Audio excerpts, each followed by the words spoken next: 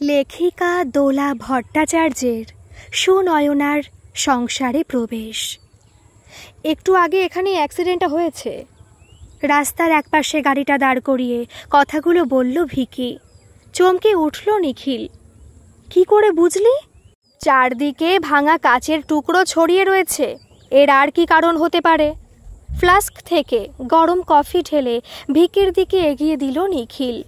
তারপর নিজেও নিল এক কাপ। গরম কফিতে চুমুক দিয়ে ভিকি বলে, কি জানি মনটা কেমন যেন করছে। নিখিল জানে ভিকির এমনই স্বভাব। ওকে এখান থেকে এখনই সরিয়ে নিয়ে যেতে হবে, না হলে সারা রাস্তাও ভাট বকতে বকতে যাবে। তাই বলে, হেই ভিকি, তোমার কল্পনার জ্বালবোনা বন্ধ করো বাবা, চলো আমরা কেটে পড়ি এখান থেকে। গজ গজ করতে করতে গাড়িতে স্টার্ট দেয় ভিকি। নিখিল স্যান্যাল আর ভিকি ওরফে ভিক্টর ডিসুজা দুজনেই ফ্লোরিডা ইউনিভার্সিটির অধ্যাপক। ইউনিভার্সিটির কাছেই পাশাপাশি দুটি অ্যাপার্টমেন্টে বিগত কয়েক বছর ধরেই রয়েছে দুজনে। এদেশে এসে সহকর্মী ভিক্টরের সাথেই প্রথম বন্ধুত্ব হয়েছিল নিখিলের। সেই বন্ধুত্ব আজও রয়েছে অমলিন। উইকেন্ড ট্যুর সেরে আজ ফিরছিল দুজনে। শহরে প্রায় কাছাকাছি চলে এসেছে ওরা। তবু একটা কফি ব্রেক দরকার ছিল। আচ্ছা, একটা গোঙানির মতো আওয়াজ শুনতে পাচ্ছিস? ভিকির কথায় চমকে ওঠে নিখিল। বলে, কই না তো। ভালো করে শোন। স্টার্ট বন্ধ করে গাড়ি থেকে নামলো ভিকি। ওর দেখা দেখে নিখিলও নামলো। ওফ, কি ঠান্ডা! গাড়ির মধ্যে কিছুই বোঝা যাচ্ছিল না। ওভারকোটের পকেটে হাত দুটো ঢুকিয়ে ভিকির পাশে এসে দাঁড়ালো নিখিল। শূন্য দৃষ্টি নিয়ে রাস্তার পাশে খাদের দিকে তাকিয়ে দাঁড়িয়েছিল ভিকি। এখনো কিছু শুনতে পাচ্ছিস না? কান পেতে শুনতে চেষ্টা করে নিখিল। হ্যাঁ, তাই তো, একটা গোঙানির মতো আওয়াজ অগভীর খাদের তলদেশ থেকে ভেসে আসছে। মোবাইলে লোকেশন দেখে নিকটবর্তী থানায় ফোন করল ভিকি। কেউ নিশ্চয়ই আছে এখানে, আর সে সাহায্য প্রার্থী। হাসপাতালে জ্ঞান ফিরল সুনয়নার। বছর 26-এর যুবতী। মেয়েটি অন্তঃসত্ত্বা। জ্ঞান ফিরতেই কান্নায় ভেঙে পড়ল মেয়েটি।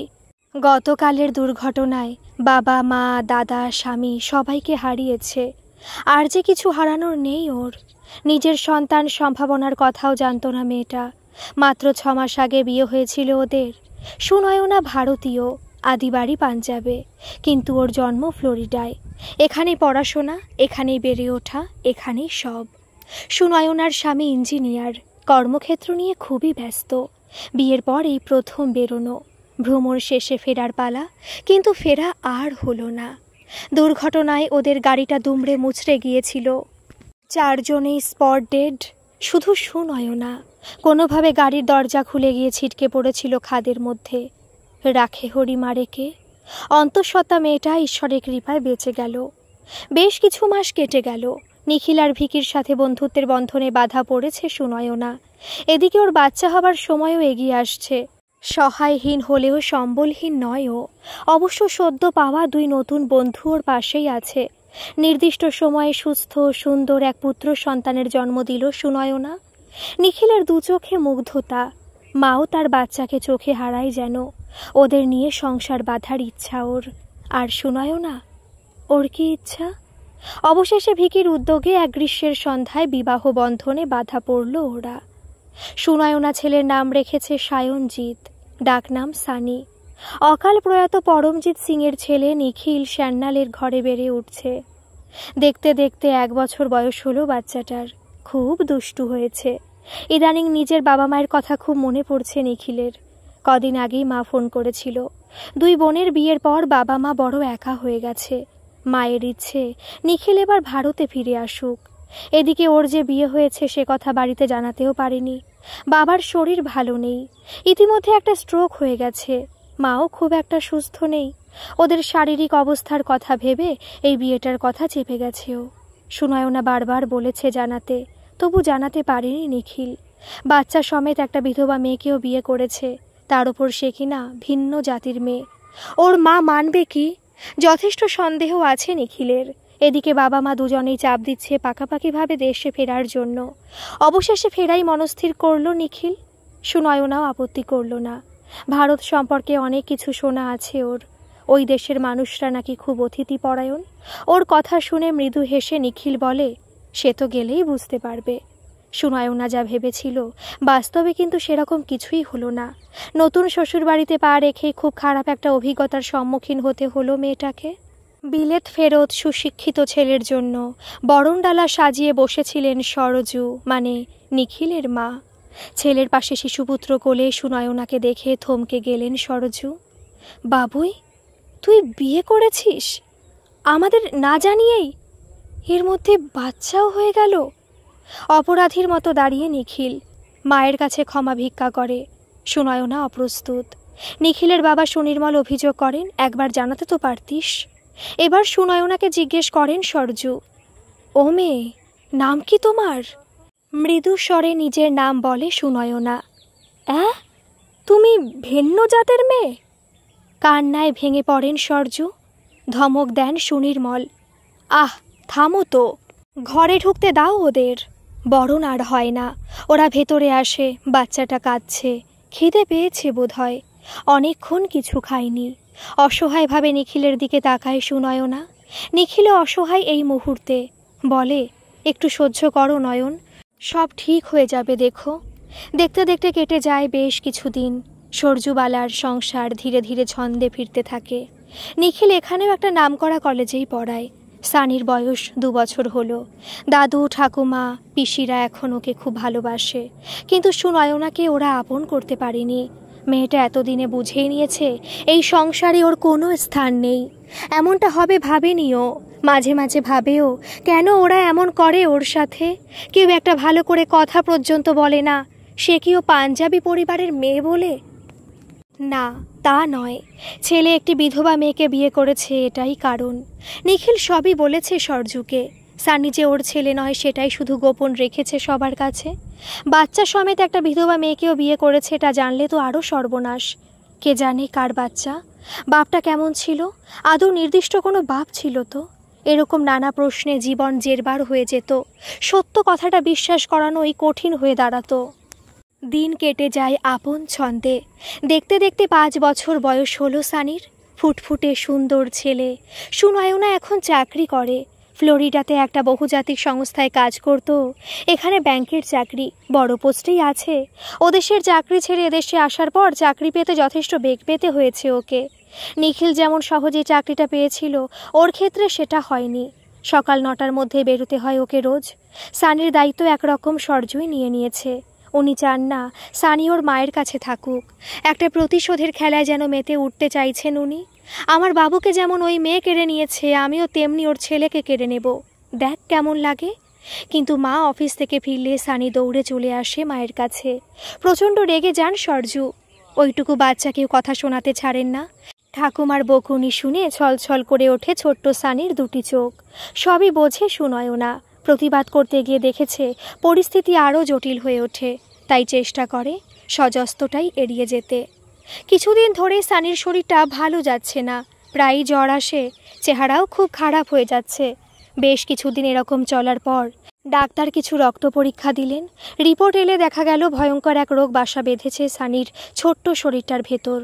ওর রক্তের মধ্যে শ্বেতকণিকার ভাগ বেশি, লোহিত কণিকার তৈরি হচ্ছে না। জন্মদিনের দিন বাচ্চাটা সবার মাঝে যখন জ্ঞান হারিয়ে ঢলে পড়ল ওর মায়ের কোলে, গর্জে উঠলেন সরজু। কি দরকার ছিল অসুস্থ ছেলেটাকে নিয়ে এত হইচই করার? মা, সানি নিজেই চেয়েছিল। এর আগে তোর জন্মদিন হয়নি, তোমরাই বলেছিলে 5 বছরের আগে বাচ্চার জন্মদিন করতে নেই। যা হয়েছে সবটাই সানিকে খুশি রাখার জন্য। সানির এই ভয়ঙ্কর রোগের নাম যথারীতি নিজের বাবা মাকে জানায়নি নিখিল। জানলে ওরা ভেঙে পড়বেন। সানিকে কোলে নিয়ে নিজের ঘরের দিকে যেতে যেতে সরজু বললেন, ওর একটু যত্নের দরকার, যেটা ওর মা একেবারেই করে না। রোজ সেজেগুজে উনি অফিসে যেতে পারেন, কিন্তু ছেলের দায়িত্ব নিতে পারেন না। এরা যে মা হয় কেন কে জানে। ডাক্তার বলে দিয়েছেন আর কিছু করার নেই। এদেশে এই রোগের চিকিৎসা হয় না। দিনের পর কেটে যাচ্ছে দিন, ধীরে ধীরে শেষ হয়ে আসছে প্রাণ শক্তি। ছোট্ট শিশু তবুও নিয়ম করে মাকে খোঁজে। সরজু আর সুনয়নাকে আটকে রাখতে পারছে না। নাওয়া নেই, খাওয়া নেই, শুধু ছেলেকে বুকে নিয়ে বসে আছে সুনয়না। শান্ত মেয়েটা হঠাৎ ভীষণ তিরিক্ষি হয়ে উঠেছে। শাশুড়ির বারণ না মেনে ছেলের কাছে আসছে। ছেলের সব কাজ নিজে হাতে করছে। এটা সহ্য করতে পারছেন না সরজু। কি জানি বাবা, আমার একমাত্র বংশধরকে যদি খেয়ে ফেলে। কিছু বিশ্বাস নেই ওকে। বিয়ের 5 মাসের মধ্যেই নতুন বরটাকেই খেয়ে ফেলেছিল এই মেয়ে। নিখিল চেষ্টা করছে ওকে ফ্লোরিডায় নিয়ে যেতে। ভিকির সাথেও কথা হয়েছে। বাবা মাকে জানাতেই ক্ষেপে উঠলেন সরজু। কেন, কি এমন হয়েছে? সামান্য জ্বর, এ তো সব বাচ্চারই হয়। ওর জ্বর কমছে না, তুমি কি দেখতে পারছো না মা? তোর বউকে বল আমার দাদু ভাইয়ের পাশ থেকে সরে যেতে, তারপর দেখ আমি 2 দিনে দাদু ভাইকে সুস্থ করে দেব। ওহ মা, কেন যে তুমি বোঝো না কিছু। 2 হাত মুঠো করে নিজের মাথার চুলগুলো খামছে ধরে নিখিল। রাগে চিৎকার করতে থাকেন সরজু। ওই মেয়েকে না সরালে দাদু ভাই কিন্তু সুস্থ হবে না, এই বলে দিলাম। দাঁতে দাঁত চেপে পড়ে থাকে সুনয়না।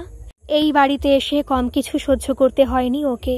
নিখিল এখানে আসার পর দোতলায় ঘর দুটো সারিয়ে নিতে চেয়েছিল। আপত্তি করেছেন সরজু। কি দরকার বাবু, তোর ঘরটা তো রয়েছে। নিখিলের ঘরে ঢুকতে দেননি সুনয়নাকে। আপত্তি করেছে নিখিল। এসব কি হচ্ছে মা?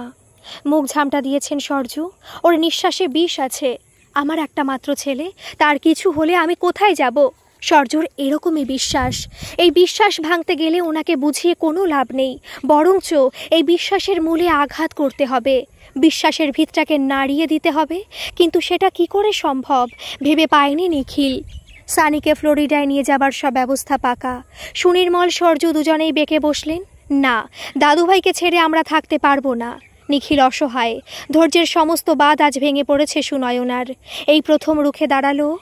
আপনার দাদুভাই খুব খারাপ ধরনের ব্লাড ক্যান্সারে আক্রান্ত, যার চিকিৎসা এদেশে নেই। কি চান বলুন তো আপনারা? আর একটা জিনিস আপনাদের জানা দরকার।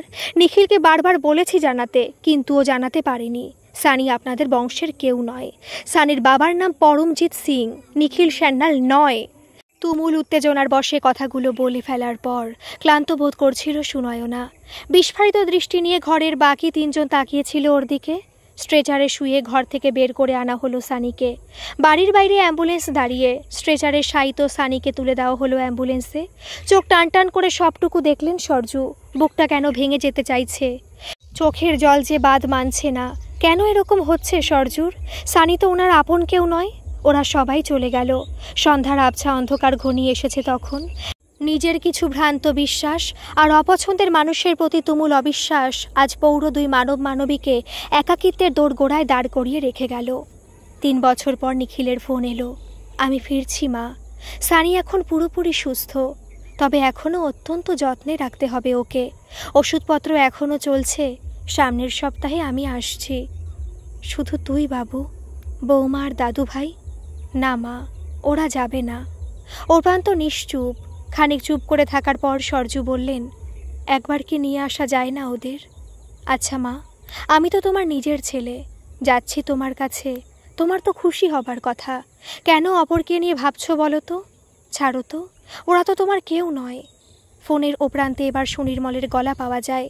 বাবু, তোর মা আর একটা সুযোগ চাইছে, দিবি না তুই? দেখ, আমার পাশে দাঁড়িয়ে কাঁদছে মানুষটা। নিজের মুখে বলার ভাষা নেই। আজ এক পূর্ণিমার সন্ধ্যা। চাঁদের আলোয় ভেসে যাওয়া উঠোন পেরিয়ে 8 বছরের পুত্রের হাত ধরে দ্বিতীয়বার শ্বশুরবাড়িতে প্রবেশ করল সুনয়না সান্যাল। পেছনে নিখিল সান্যাল ওর স্বামী। বরণডালা হাতে দাঁড়িয়েছিলেন সরজু। ছেলের হাত ধরে ওর সামনে এসে দাঁড়ালো সুনয়না। এসো মা, আমার ঘরের লক্ষ্মী, অধিষ্ঠিত হও আমাদের এই ঘরে। যে অন্যায় আমি করেছি তার ক্ষমা হয় না জানি, তবু বলি মায়ের মতো মনে করে ক্ষমা করে দিও। শাশুড়ি মাকে আজ একদম অন্যরকম দেখছে সুনয়না। শ্বশুর শাশুড়িকে পায়ে হাত দিয়ে প্রণাম করেও। হৈ হৈ করে ওঠে ছোট্ট সানি। ঠাম্মি, দাদু ভাই। সানন্দে নাতিকে জড়িয়ে ধরেন সরজু। আমার দাদু ভাই। আচমকা চোখে জল চলে আসে সুনয়নার। এমন একটা সুন্দর মুহূর্তের জন্য কবে থেকে বসে আছে ও। গল্পটি যদি ভালো লাগে তাহলে প্লিজ একটা সাবস্ক্রাইব করে আমার পাশে থাকবেন। ধন্যবাদ।